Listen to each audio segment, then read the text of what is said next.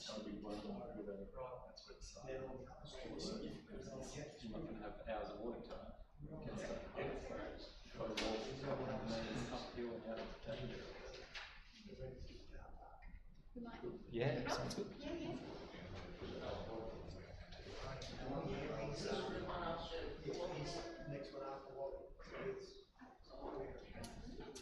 Thank you, everybody. On behalf of Council, I'd just like to welcome you this afternoon, where we'd like to discuss and provide you with some information in regard to a design we're doing for a flood warning system for the Muscle Creek catchment. My name's Kelly Scholes, and along with me today I have Paige Sawkins at the back of the room, whom we are managing this project on behalf of Council. Just as a little bit of background, Council has been provided some funding from floodplain management grants to design this flood warning system. And I have along with me today someone from the Department of Planning. So I'll let Richard Yes, my name is Richard. I'm with the State Government Department of Planning and Environment. I'm a floodplain engineer. And the State Government's role in this is that we provide funding and technical advice to all the council. So we work with councils and with a consultant in trying to sort of like the technical work. Yeah, so we appreciate you coming today and all the assistance the department is giving us with this project and other projects that may eventuate from this. I hope you all received the first letter that we sent out, and that contained the flyer with a bit of background as to why we're doing this. So if you didn't, or you lost that one and you'd like another one, please feel free to take it with you. And with that letter, we also sent out a survey questionnaire, and thank you to those who replied. We really appreciate that there is, if you didn't and you'd like to have that opportunity, I've got the survey questions here, and if you'd like to fill it out or return it to us, that would be most appreciated. Just as a bit of background, Muswellbrook Council did the floodplain risk management study and plan back in 2018. And if you haven't had the opportunity to read that document, I would urge you to look that up. We'll be placing that on our website. But in that document, and I've got a couple of copies here if you want to have a quick flip later. In that document, it goes through looking at different risks to the towns of Muswellbrook and Denman, subsequent to the flood study that was done in 2014. And as a part of identifying the risks is why we're here today, because one of the recommendations is that the Muscle Creek catchment has a high hazard flood zone, which we'll go into in a little bit more detail in the presentation. And to mitigate risk to life, it is recommended that we investigate the implementation of a flood warning system. There are many systems out there, and Council therefore have engaged Royal Haskoning, DHB, and I have Rowan Hudson here with us today, and he's been working on this project to design the best system for this Muscle Creek catchment, and his presentation will really focus on the analysis of the catchment and the reasonings for why we're choosing one system over another, and getting your sort of buy-in to develop that system further to the point where we'll have a design on the shelf, which we can then go out for further rounds of funding, which close in May. So I've already worked up an application for some further funding so that we can have this system that we eventually come up with implemented in the catchment. So one thing we do reiterate, and it's important to understand that this system is for warning for loss of life. It is not for protection of property. It's not a system that, you know, a levy or hard sort of constructed systems are better placed to protect property. This system is there for purely, you know, advice to people to get out if need be. So that's where we're coming from. But Rowan, I'll get you to come up and we can work through, and we might leave it to the end to ask questions.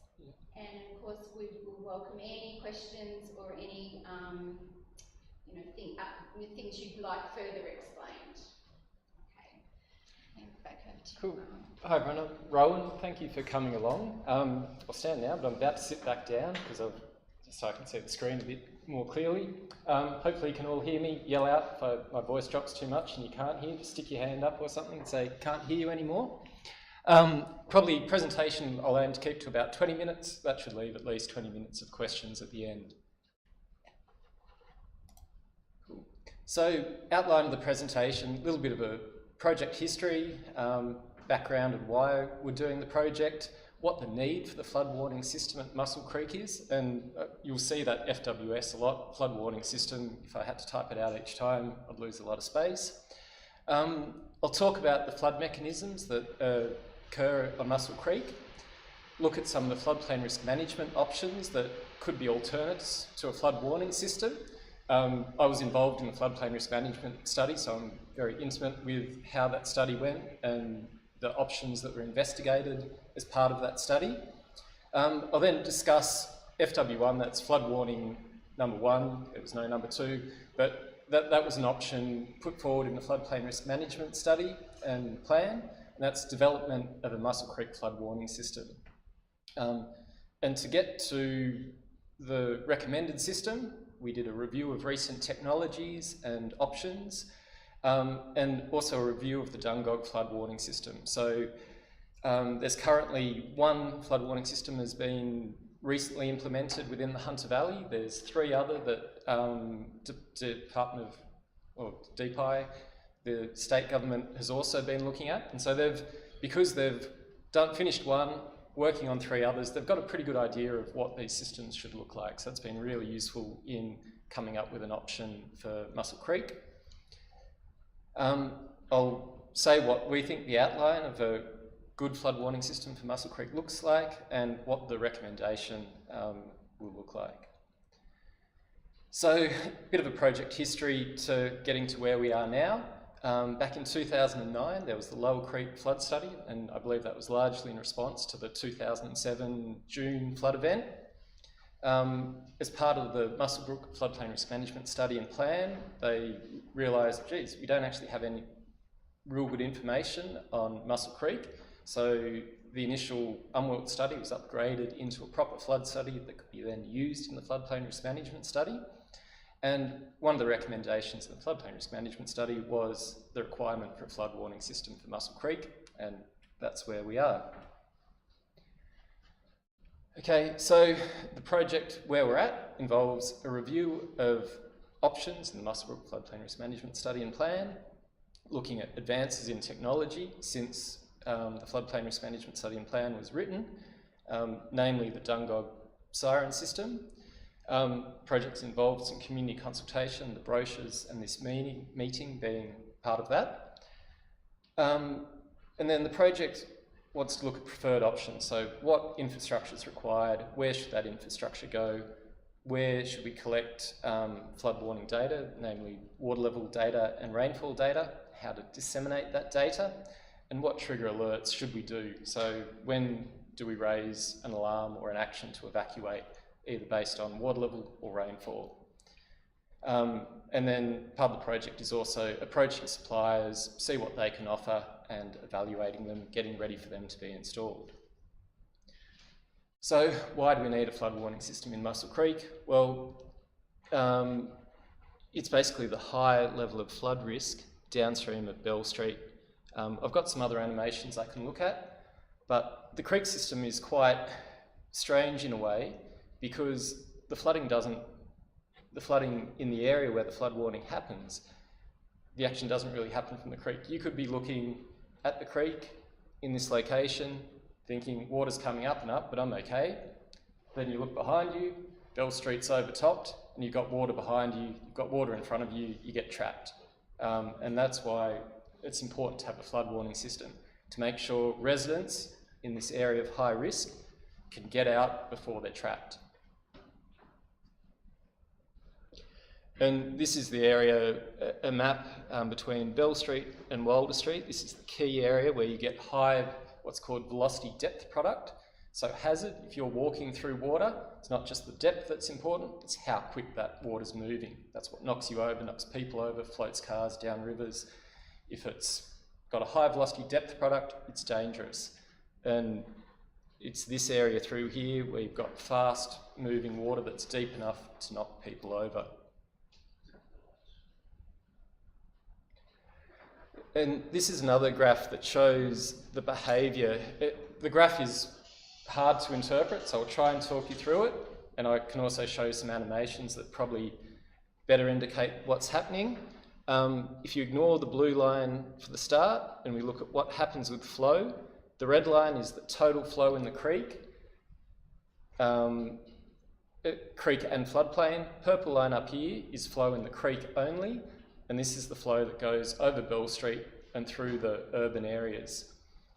So an issue is that you're trundling along, water level's coming up, and it could look like what we call the 5% annual exceedance property. It's called a 1 in 20 probability thing. People often call it a 1 in 20 year event, which isn't an entirely accurate description, but it's easier to understand if we say that. So what happens is you can go very quickly from a smallish flood where you're all okay to, if you head towards a 500-year flood, which this event looks like, you never know when a flood event's going to stop. So when the water's coming up, you sort of have to think, well, the rain hasn't stopped, it could get a lot worse. And you've sort of only got an hour or two before you think it's just a small flood to that big flood where you're trapped and people are at risk and you could have fatalities. So that's a key thing. You never know when a flood event is happening, when it's going to stop. So that's why we need a trigger to get people out before it gets into a really hazardous situation.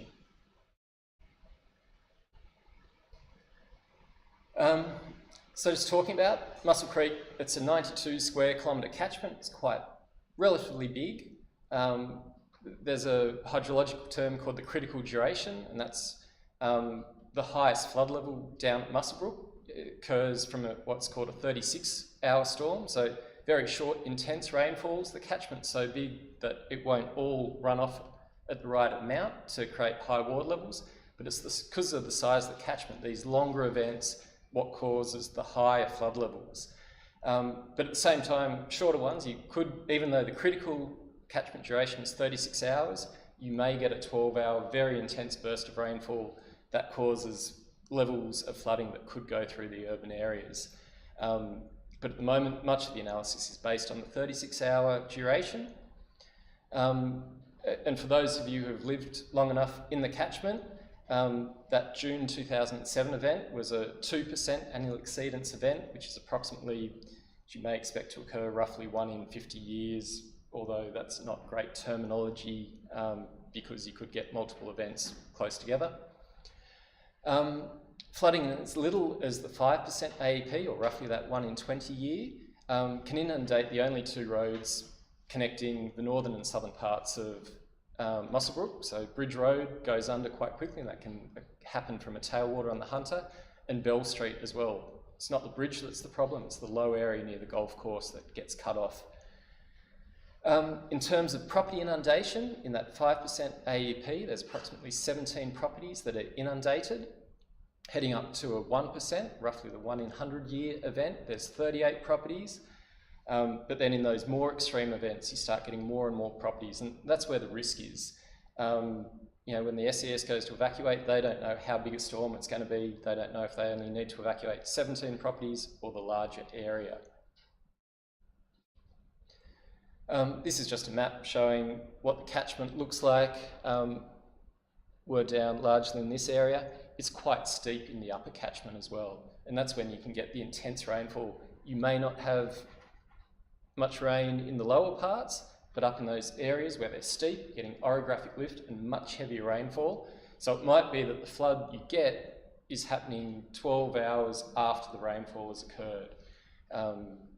So yeah, it's quite an interesting shaped, and the catchment features also can result in fairly severe flooding. Again, just looking at what the ground elevation looks like in the area.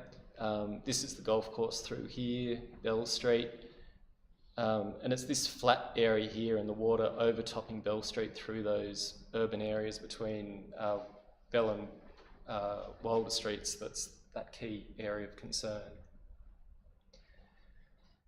This is looking at sort of the number of properties or where can be inundated. The black outline is the PMF, that's the probable maximum flood. So it's sort of towards Noah's Ark flood. That's the maximum.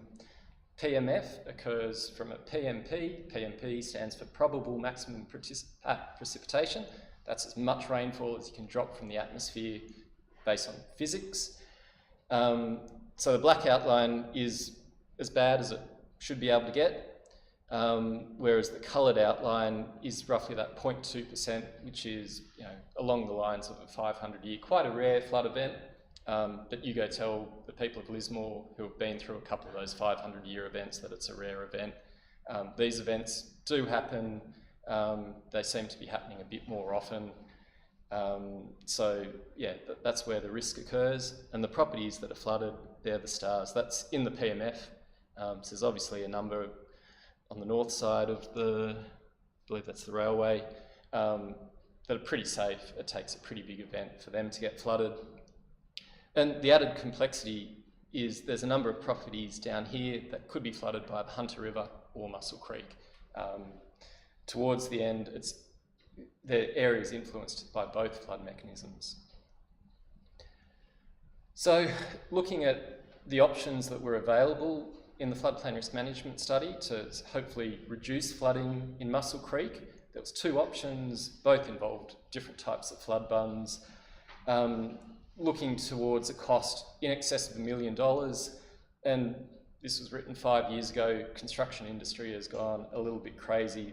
It wouldn't surprise me if it actually cost an extra 50% for those to get through.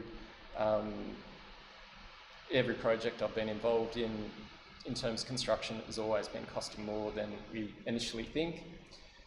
So while, and those, you know, council would be nice if it had a spare $1 million, $1.5 million. It's unlikely. There's roads, there's a lot of other options, and it's not just council, it's the New South Wales government. They fund 2/3 of these things. They've got a list of more areas of potentially higher risk that Muswellbrook Council will be up against getting funding for those. So that's why it would be great if the funding came through and they could go in, but it's less likely, and that's why, because of the risk, a flood warning system is highly recommended. Got funding to investigate potential options and hopefully funding for actual implementation after that May grant. So this is just looking at Mussel Creek 1, enhancing the banks adjacent to the golf course. So this would help stop water flowing onto the flat bit of the floodplain and preventing it from crossing over. Again, a bit of the issue is, even if there were the banks, how high would the banks be? They'd probably only be to the 1% or thereabouts. In a more extreme event, you may still get flooding through the urban areas. This would be another option, is storing water on the golf course. That's good because detaining water helps further downstream. The option of keeping it in the creek didn't have particularly bad downstream effects, This one, in a way, was better, but again, how high do you build that bund? Eventually, in an extreme event, it could overtop. So, initial options that we reviewed as part of the floodplain risk management study and plan. So, without water level gauges in the catchment, you're relying on a rainfall gauge-based system, but the relationship between how much it rains, how much runoff you get, isn't necessarily great. There's lots of variations in it. So a water level gauge-based system is much better. It's much, I'd trust a water level-based system more than a rainfall-based one. A rainfall-based one only, you're probably going to get quite a few false alarms, and the more false alarms you get, the less you believe in the system. So when you do finally get an alarm, you might go, we've had 5 false alarms and I'm staying in bed. So, yeah, I think that's enough for that slide, and we'll keep jumping on. And there is looking at the model results, there's a reasonably good correlation between the water levels and when good evacuation triggers occur. So you start getting a little bit of water on the golf course, at a low point on the golf course where it starts spilling, 146.7 metres AHD. Given the invert of the channel is at 143, so 4 metres of water in the channel. That's probably when the alert to evacuate now would give you half an hour or thereabouts before you were trapped. And it's not much. You start getting a small amount of water spilling over Bell Street when the water level gets to 147.3. You start getting water down Clifford Street, only 100 mil more than that. And then at 147.5 metres, there's 17 properties that are inundated or have already water. So it can happen pretty quickly. By the time you get up to 148 metres, you've got 38 properties inundated. That's roughly a 1%, 1 in 100 type year event. Half a metre higher, you now have 71 properties that are inundated.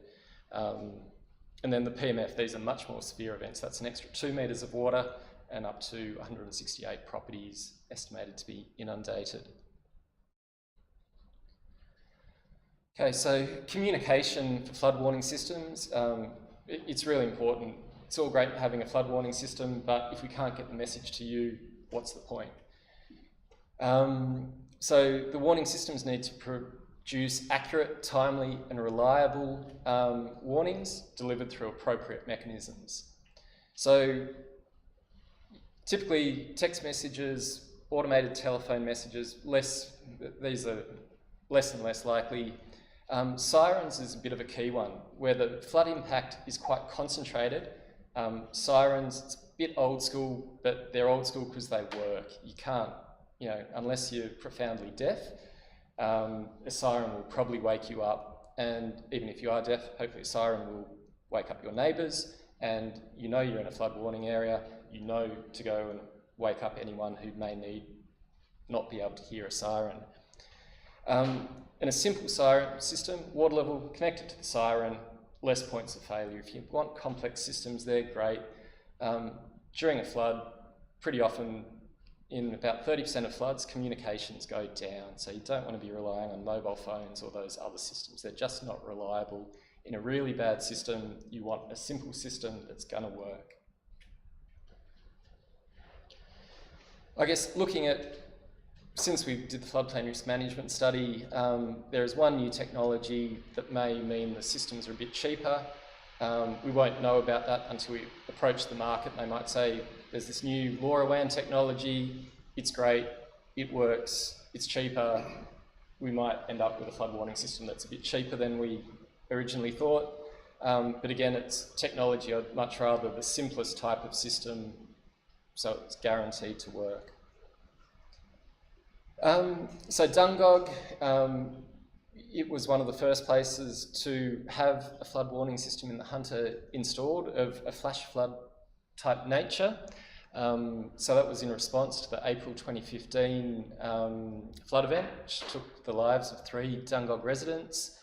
And the system And the flood warning system was installed by a company called Aquamonics on behalf of council with assistance from the state government. And it's quite a simple water level gauge and a siren. The flooding in Dungog is quite simple in nature. It's just rises quite vertically, but a very similar system should work quite well for Muscle Creek. And there's also 3 BOM rainfall gauges in the catchment. The catchment's a little bit smaller than what you have here at Muscle Creek, 75 kilometre squared versus 95 kilometre squared. So if you prorata what they think is a good amount of rainfall gauges in the catchment, you're probably looking at 4 or 5. The Muscle Creek system would give a similar coverage to what was installed in Dungog. And it's basically a straightforward system that when water level gets to a certain point, which is about where the first house becomes inundated, siren goes off. Dungog's quite lucky that you can just walk up a hill very close and get away from the flooding area. But again, a similar thing should work quite well for the Muscle Creek system. So quickly looking at what data is available for the moment, the black outline line on the map is the Muscle Creek catchment, and what you'll see is there's actually no water level gauges. They're the blue markers. There's one on the Hunter River and one down at Liddell. So both outside the catchment, and then 4 rainfall gauges, again spread quite a way away from the actual catchment itself. The Antien gauge, creek gauge at Liddell is probably close enough to be of use for the system. The other gauges are probably just too far. Most rainfall events, it's quite amazing. You've probably all looked at the radar and you see how quite small storm cells can be. Some synoptic style events can be bigger and picked up at a broader scale, but the intense storms that are probably important for Muscle Creek could easily avoid those rainfall gauges. So I guess coming up with the flood warning options, there's the do nothing option. So if that Muscle Creek flood defence options 1 or 2, the flood bunds, are implemented in a short time frame, perhaps a flood warning system isn't needed. We look at the rainfall option. I've mentioned that's probably unlikely to provide accurate warnings. Water level options are the best. There's the greatest link between the water level in the creek and what could flow through the urban areas. And then 1 water level gauge is good. If you have a few additional water level gauges, you've got some backup. If that 1 water level gauge fails, you've at least got a backup. And then if you have another water level gauge further up the catchment, you might start to get a bit more flood warning time. So, and also an idea of what's happening in the future by having another water level gauge further up the catchment. Even though I've talked down rainfall gauges a lot, they provide a bit more information. Has it stopped raining up in the catchment? What's the future flood behaviour likely to be? They're probably not great for triggering a warning, but they could be good for the SES to work out when they can start letting residents back into houses. And in terms of a communication method, the area is quite small, the flooding is very rapid. That's why a siren system is probably a good thing to go for. So looking at a recommended flood warning, we've come up with some minimum must-haves. So we think that's a water level gauge, either adjacent to the golf course low point or on Bell Street. They're close enough that we can work out another similar set of trigger levels for the Bell Street as opposed to the existing set for the golf course. A siren for the rapid communication of an evacuation warning, and also a community education program. You know, for people who haven't been there, what does that siren mean? Am I at risk? Do I need to evacuate? And then, depending on what funding can be delivered and granted and what the total cost is, additional rainfall gauges up to 5 will help understand future flood behaviour, and additional water level gauge a bit further up the catchment. It's an unnamed road called the Mine, which I've been calling the Mine Access Road Bridge, would be quite a good time, captures most of the catchment, and then can also look at refining some of those trigger levels. Those trigger levels we came up are based on 1 36 duration hour curve. They're probably pretty good, but could do more studies to better, try and narrow down those trigger levels and to think a bit more about when we should be setting the siren off. And then the next thing is approaching the market. So there's a couple of suppliers to get some more accurate costings. It's a very niche industry, these flood warning systems, so they, might have some pretty good ideas of how to optimise the system. And so at the moment, this is the sort of area, a large one which we'd hope a siren system can cover. And if not, it's definitely this high risk area between Bell Street and Walder Street where the siren must cover. And they'll know what power sirens, how loud it needs to be to wake people up, and they'll be able to work out, can you cover this area with a single siren, or do you need 2 sirens in certain areas? But we'll take it to the suppliers. They're better at designing. They'll know how to design a system that will cover that area. And this area here shows this is Hunter River flooding. So, the siren area really needs to cover more so the area affected by Muscle Creek flooding than the Hunter River area. And then this is just a map showing the location of those 2 water level gauge. So the golf course drain low point is here, and if that's, the water level there actually gets quite high. And so if it's hard to install a gauge at the golf course drain, Bell Street is a suitable secondary option, or perhaps a spot to have water level gauges at both those locations. And then this is the bridge over Muscle Creek that I was talking about that's a bit further up the catchment, should hopefully give a bit more warning. And then this is the location, suggested location of the 5 rain gauges up the catchment. So, and hopefully they've been designed where hopefully there's a farmhouse or suitable infrastructure where the rain gauge could be installed. And this is less interesting for the approach to the market, possible equipment suppliers, and also dashboard and warning services. So council, I believe, has a disaster dashboard. So we do see a number of councils adding this rain information to their existing disaster dashboard. Otherwise, there are a few other options that could work. So what's next? Reporting. Council now has a draft report of this concept design. So community consultation, we can have a look over your comments and any comments you make today. Apply for grant funding will be happening over the next couple of weeks. Getting a costing and the approach to market, refining those trigger levels, and then providing procurement documentation to hopefully get a system designed and installed. Okay, hopefully that wasn't too long, and hopefully it was all understandable. And yeah, now time for questions. Thank you, Rowan. I should have told everybody before we started we are recording this session for those who couldn't come today. So legally I'm meant to tell you that we're being recorded. But I'd invite you to ask as many questions as you'd like while we've got Rowan and Richard in the room to draw on their expertise if there's something that comes to hand. Rowan, page 25 where you had the rainfall charts. Can you just pull that one back up?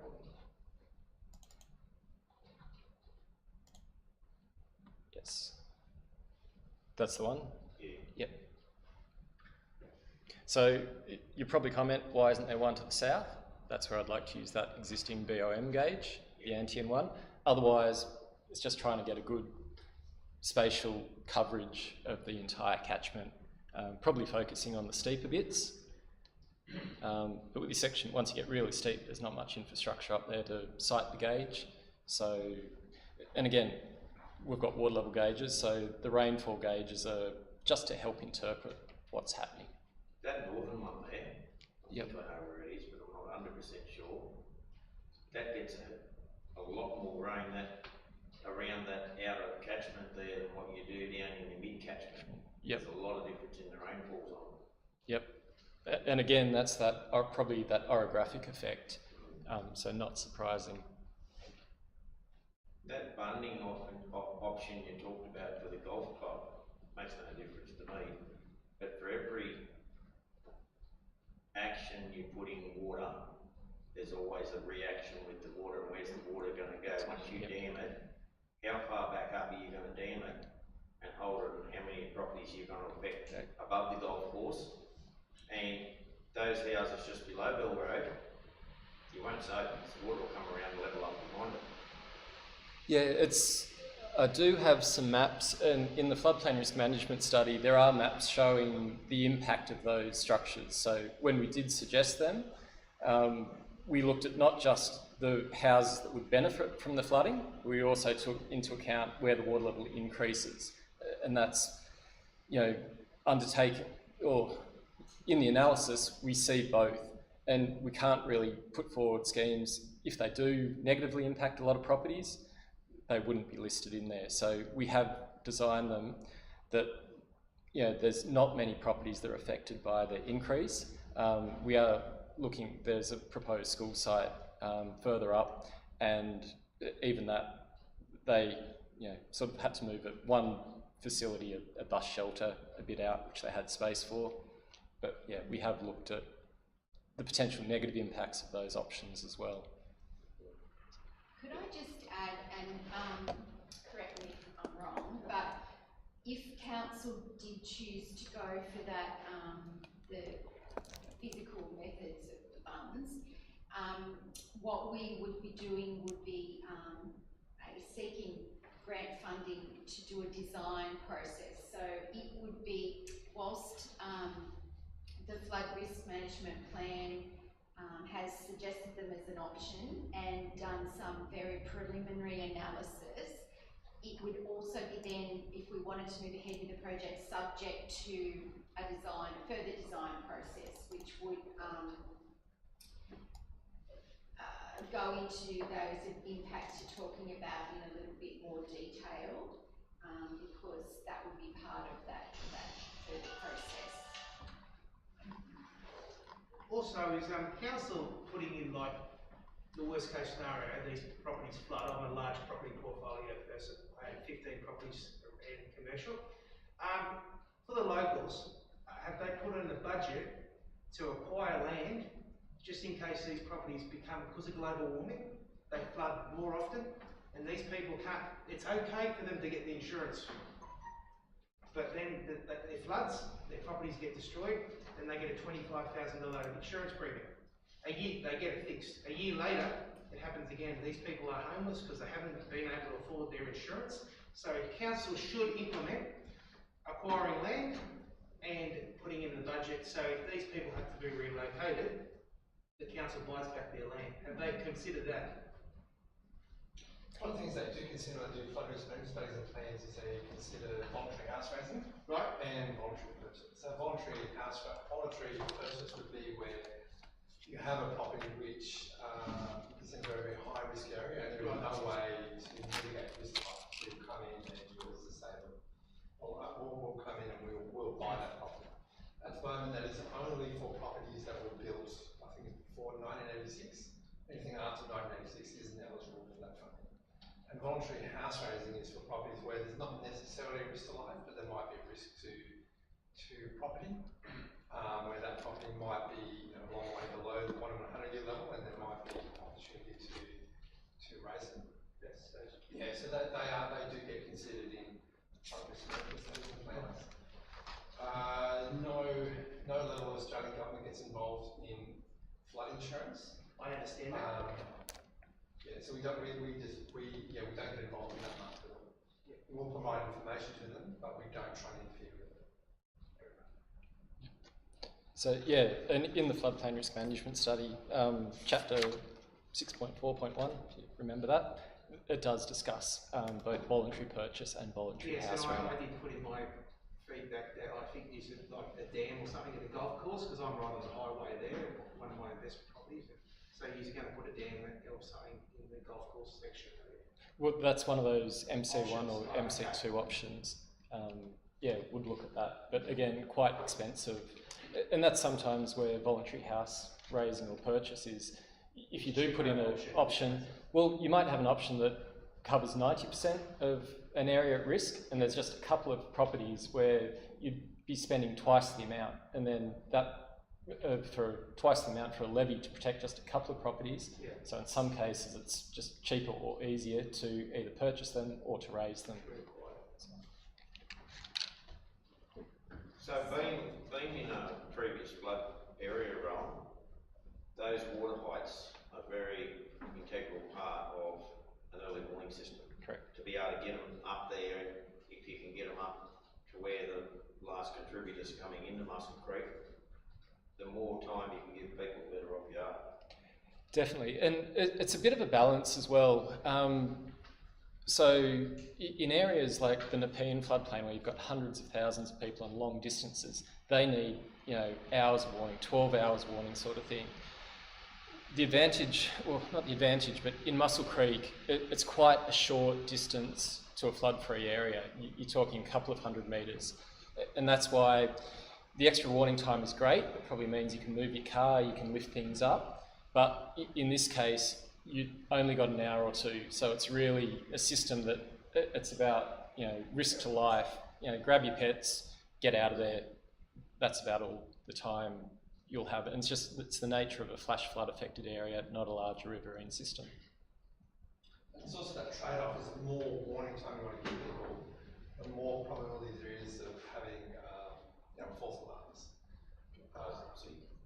So just as a community, I guess you kind of need to decide, well, what's your tolerance to false alarms? I've got a few questions, if that's all right. Yeah, go for it. Yeah, so in 2007, when we had the Asher Bulk event, the level came up, some of the discussion was that the levels would be higher than normal because of the amount of debris that was in Muscle Creek, banking up against some of the bridge works that then pushed the levels a little bit higher than we would have had otherwise. Is that true, or is that? Yeah, it's possible, and probably, you know, somewhat likely that vegetation can have an impact on increasing the water level. I guess if those areas, it may have made the flooding slightly worse in the urban area, but it's quite a small channel, is quite constricted, and the floodplains often take a lot of the flow. So even if your channel does get constricted, it will just, you know, end up in the floodplain. Floodplains are much wider, so the actual, even though the increase in the channel might be quite high, the actual increase on the floodplain probably wasn't that much. Yeah, okay, so you're saying it probably didn't have that much of an impact? It would have had an impact, but a bit of impact, but probably not much on the scale. yeah, just because the floodplain is so wide that in terms of the actual level on the floodplain, I'd love to probably rather quantify it in the model than just come up with some hand waving. So. Yeah, okay.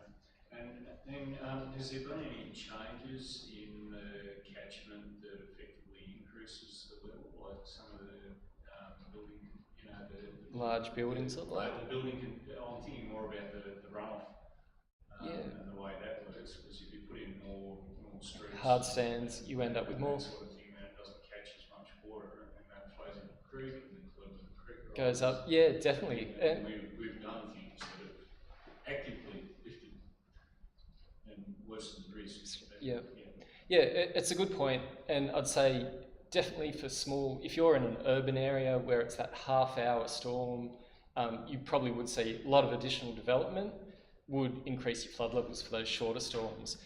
Because the Muscle Creek catchment is so big, there just hasn't been that much development further up in the catchment. So in this case, it's probably not much of one. For your local drainage, urban sort of stuff, yes, that tends to have more of an impact, but for these larger catchments, In this case, not much. not much, yeah. And we actually did a study in Berry Park down in Maitland where a similar thing was construed as the cause of more flooding. And so we actually modelled it. We modelled a sort of 1960s catchment and a 2020 catchment. And the impact, again, Berry Park is quite a big floodplain area. The impact was in the terms of millimetres. So, and that's one of the first times I've actually done a study of that size, and it was pretty small. You understand? Yeah. The level measurement system that you're talking there, that seems to me like it would probably fit with some of the stuff that Water New South Wales does, with measuring the water levels and water flows and feeding into their systems, and then maybe able to have that improve the accuracy of their predictions for what's going on downstream. So whether there's opportunity costs and passing the data through to them as well. Has that been sort of factored in? Yeah, it's so Water New South Wales often their focus is water resources. So that's why they pick their sites. They're often the ones, there's the gauge at Cayuga Road Bridge, the Water New South Wales gauge. There is data sharing, so a lot of those data, they share their data with the BOM.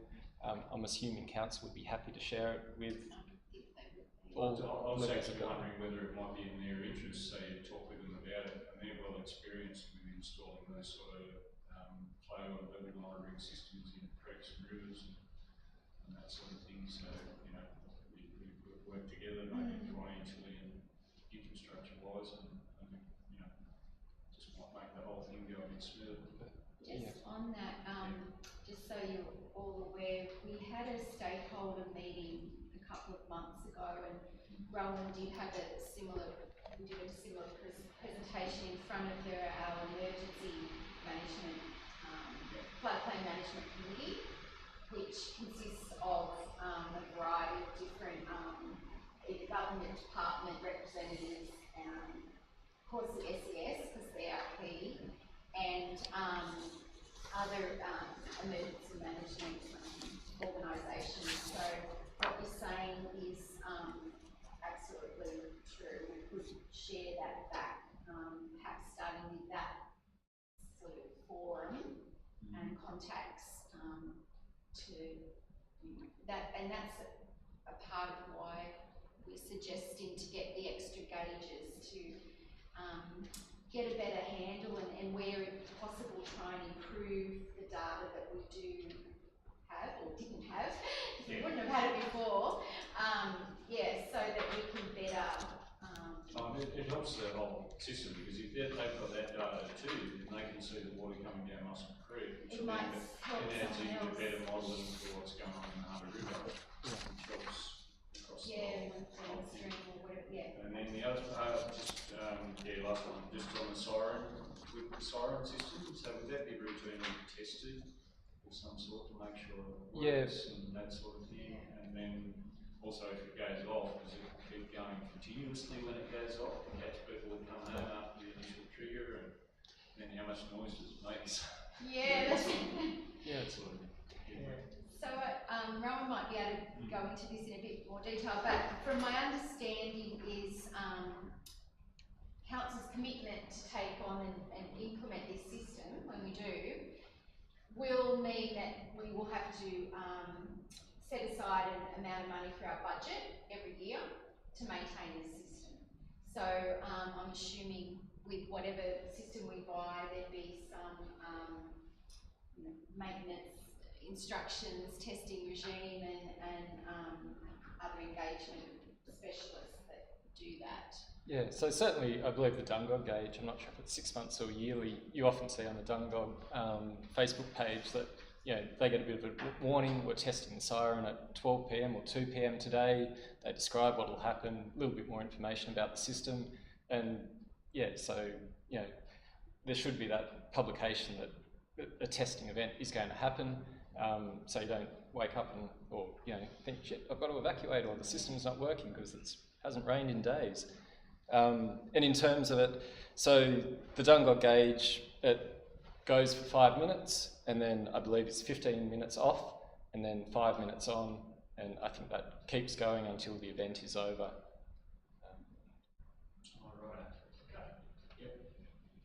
So one of the important if you test parts. it, it'll do the same thing, so you get used to what it sounds like, I suppose.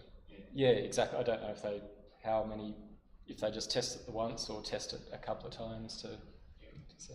Okay, that's all right. That was my questions. Thanks for No questions. I suppose once we implement, then there, and Rowan touched on, there'd be an education component to that. So council would be in contact with all the impacted people, including yourselves, at that point to bring you up to speed on what's involved and what would actually be happening. So that would be very important, I imagine. I think our property when we got it was meant to be well above the 100-year flood line, so I don't know whether anything's changed. It's possible. When did you buy the property before the 2000? 2003. Yeah, okay. It was before the 2007 flood study.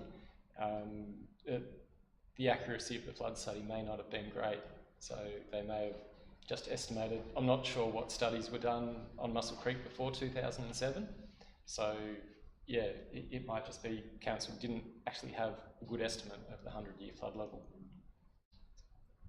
That might have some implications. My premium went from $3,000 to $14,000. I had to shop around, and that's the impacts of this. So you know. But if you're in a flood area. Did it go down when you shop around? Sorry. Did it go down when you shop around? Yes, I did. It took me at least 7 insurance companies to get it down to a reasonable level that the property could still cash flow. What was the recent impact for the rains in, you know, the last flood that, obviously the last couple of floods that went through Singleton? So what was the recent levels or the recent impact for the Muscle Creek from, you know, your February, March events? I don't think council had any. I think there was a decent event on the Hunter, so it definitely would have been a tailwater in the lower areas. It Council didn't didn't. overtop the banks, but we've had a substantial amount of damage to some areas of the creek banks. Principally, there's some up through the golf course, one spot there, one at Guyarran Street, one at the back of the Remington Motel, you know where that is, and then behind the Workers Club, and then further down to where it comes into join the Hunter River. And council have identified those spots, and we've had opportunities to apply for grant funding to rectify those bank collapses. And we have been advised this week that some amount of funding has been approved. But it's not a quick process in terms of we've had some advice from Soil Conservation Services, very initial advice, and we'll be doing a further study which is called a geomorphology study of the creek system, because it's very important that we don't start rectifying isolated banks without a proper strategy of how to prioritise those points and come up with the best design for rectification. So council will be working on that for the next period of time, and probably will come back to the community with what's going to happen in that space. So I suppose the good news is we have been recognised by state government to receive some funding, because initially under the resilience, when you have damage due to called natural disaster events. So our shire was declared a natural disaster in March 2021, November 21, and then recently this last March 22. And you have to meet certain criteria. It's called rectification of essential public assets. You know, roads and most things to do with roads are essential public assets. Stormwater infrastructure is essential public asset, but creek systems aren't essential public asset. So council, to get around that, has I suppose consulted with the department to emphasise how important the Muscle Creek system through the urban area is to our essential stormwater management system, because it is a large catchment and it takes a lot of our urban stormwater. So in that process, we have been successful in obtaining some money. So yes, we have been affected with some bank collapses they are impacting property. So what was the depth level in 2007 of the creek, as in metres of water, compared to this 2022 March event? Do you have figures on that? I can tell you from actually living on the creek bank, when Richmond Road was underwater recently, water level at our place, which is only from here to there away, was about 4 metres below the 2007 level. So it was well below. And in 2007, that's the highest we've seen it. We didn't get water in our backyard, so we've still got a few metres to go before we'll panic. Not many more metres. I get all this catchment, like the Muffin Creek catchment, but it all relies on the hunt. Well, the lower part does. You know, So Mussel Creek stops as soon as the honey hits 7-1. The Mussel Creek just backs up. Yes. Yep, can't get out. You know, it all relies on the hunt. I get you're busy with all your catchment and so forth, but it might rain right up the top end. You might not get jack shit anywhere else. The hunt's still got to run, isn't it? You might send that alarm off right up the top, but the water's still got to get away up from the Mussel Creek end of the hunt. Yeah, so I'll make this figure a bit bigger. So there is it's a definite that the lower part is significantly affected by what's happening in the Hunter River. But once you get a bit further up from that and actually into this area where the hazard is, definitely this lower part here, it's all to do with the Hunter River. Even if you've got Mussel Creek running flat out, you actually won't break the banks because you need the Hunter River up before you have the impact there. But this flood mechanism here doesn't actually matter what's happening on the Hunter because it's just higher than that tailwater can get to. If that makes sense. So Yeah, I get what you're saying. Yeah, and I do have a flood. Like, it's like what Kieran was saying with what we do with the creeks. I like to see water running, but some of the garbage that we do around this place, we plant trees, we do all sorts of crazy shit, and that's got to have a bearing on what goes on with flooding. That water that's about to get away. Yeah. With hotels, with fishing out on bloody Hunter River. We do some crazy things, really, and I would imagine it happens in every council areas. Yeah, like vegetation management was something we looked at in the floodplain risk management study. We did look at an option where, get rid of willows and try and, chop down a fair bit of vegetation. There was a benefit. I think a couple of houses didn't flood in the 100-year where before they would, but the cost of it and the environmental, there's an ecological benefit of having vegetation in the stream and a downstream impact. If you're slowing water down in Mussel Creek, you're actually you're improving what's happening downstream in terms of flooding. So if you had all concrete channels, you might not have flooding in Mussel Creek, but you're going to make it worse down in Denman. So I thought what we had happen was there was an amount of debris that was in the creek just from maybe lack of cleaning up and that sort of stuff that got picked up by the big water.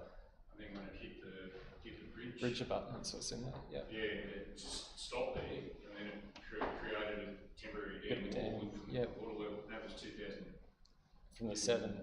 Which is by far the worst we've seen. Okay, yeah. We just put another bridge in Mussel Creek, so that was back up the golf club.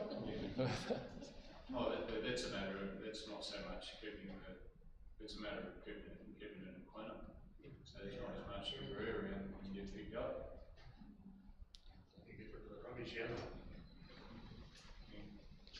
Yeah, so quickly, this is a flood event in terms of level, what's going on.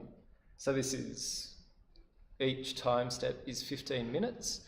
So you can see water starting, so there's that drain in the golf course, which backflows from Mussel Creek. You get water ponding behind Bell Street, builds up, and then starts breaking down. And that's the bit, so the flooding isn't actually coming out of the creek bank, it's coming from behind you. It's overtopping Bell Street. Much of this data, Matt, do you swing into this from anything from 55, anything like 71, 72, anything like that comes from that sort of information? We've calibrated the Hunter River model to the 55 and the 74 events, so we have looked at those. For, I think 2007, they actually, tried to work out what the rainfall was and ran it till they got the levels about right. It was like 55, 90% of north end of Muswellbrook just wasn't there, it was paddock. Yeah. It was cows. Yeah, it wasn't. Now we've got umpteen houses, roads, how many thousand houses we put there, roads, and they all just get shoveled in to Muswell Creek. Yeah. Not much infrastructure's gone on in the last since 55 in Muswell Creek. Yeah, not in Muscle Creek. And if you have a look where Muswell built, it's all on this end, every drop of water all gets shoveled into Muswell Creek. Yeah, it's sort of got nowhere. Yeah, I lived there all my life. I've never seen water run down Maitland Road like it did there a year ago. For 2007 was the big one. What has the levee bank put around Scott Street area? What impact does it have on the level of the Hunter River that backs up Muswell Creek?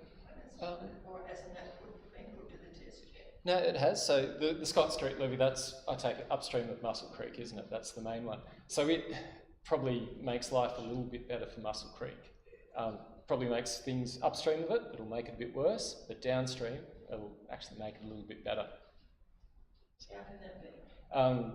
So a levee bank, it holds water back upstream above it, but because it's holding a bit of water back, it means the water level downstream can be a bit lower. So That's don't much to me. how How can it hold it back? It- Nothing's it- going to stop the water. Oh, It'll just make it it higher. makes it a bit higher, sorry. So that when it gets to the end of the levee bank, what happens to that higher water? It doesn't keep going the same. It doesn't keep going. It- It's the same It height. fills an area back, so it creates what's called a sort of tailwater or an afflux, and that spreads back, and that's an increase in volume, so it's a bit like a bit of a dam to the water, so it just means downstream of it, and you're talking millimetres, you're not talking a huge change. That Hunter River is hundreds of metres across, so that levee impact is pretty small, the impact of it, just because the Hunter River at that location is pretty wide, so that small levee hasn't done a huge amount in terms of changing flood levels, either upstream or downstream. From memory, the purpose of the levy and that, one of the advantages of putting a levy in Scott Street was to slow down, there was originally a high hazard, when the water, if you remember the river has a bend around the waterworks, so instead of the water coming down straight down Ford Street and risk to life from that flood, around there, it was to sort of allow those properties in fact get flooded from the south and then it trickles back up, so the water is slowed down so that the properties are protected a little bit more in terms of slowing down the velocity of water. Possibly from that not getting washed range, away yeah. is probably why that Muscle levee. Creek bank up, isn't it? Sorry? It still makes Muscle Creek bank up. Well, so the levee's up here, so water's heading down, so it's upstream of what's happening at Muscle Creek. So it's a bit separate. The impact of the levee up there really won't do much to down here. Any works down here? Yes, they would. But just because it's upstream, very minor beneficial impact, but it's millimetres, it's really not worth mentioning.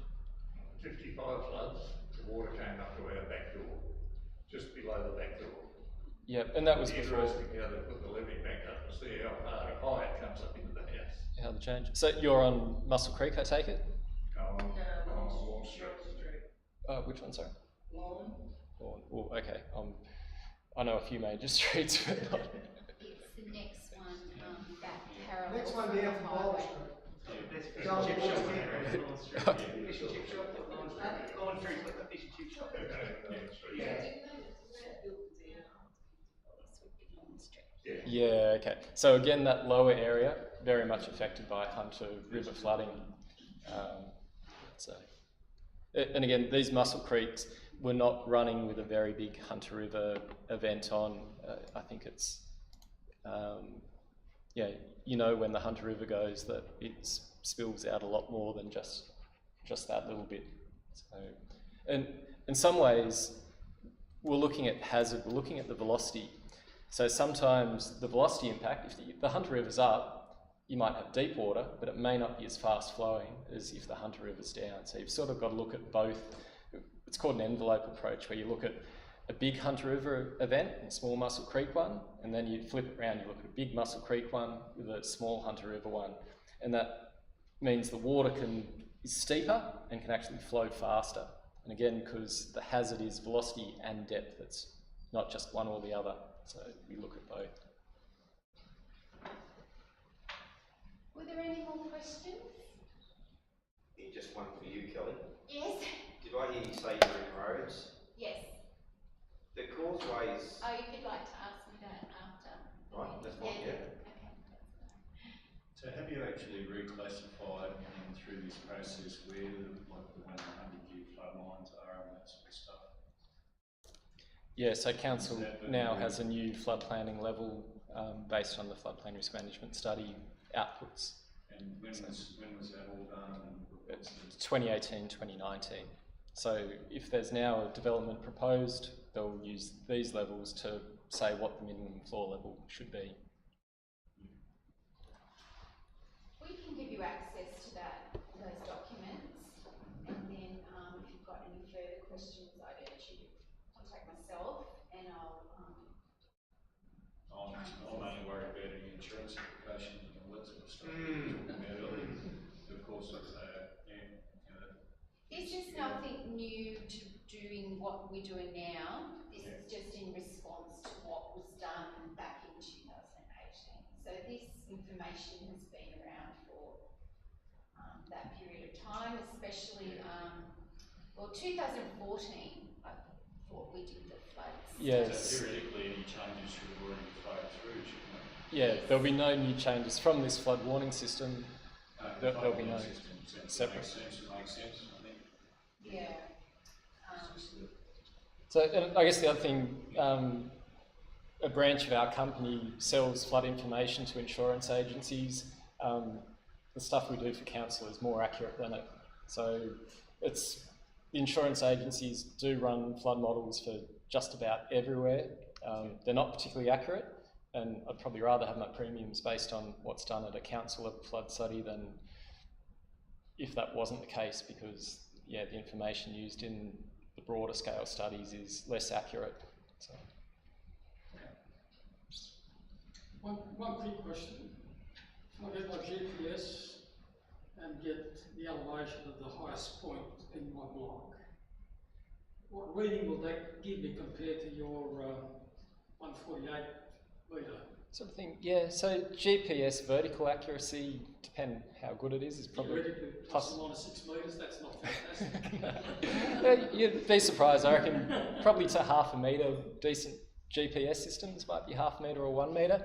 Our vertical accuracy in the models is typically better than 0.3 metres, and the level it's all a bit plus or minus a little bit, and that's why with the flood levels they apply a half metre freeboard to. Because we know we're not that accurate, and there's other things that impact floods that we don't fully have. So. As a part of the flood study, council did take floor level readings for all properties that we had permission to go into, and any member of the public can request access to that information. There is a small fee, but there is process that we can provide that to you. So if you need help with that, please send an email to Paige or myself, lead you in the right direction. And if you have a detailed floor level survey, that can decrease your premiums as well. Yeah, I've got that. Well, thank you again for your time. And if you think of anything, please feel free to reach out to myself or anyone at council, because we're here to help you.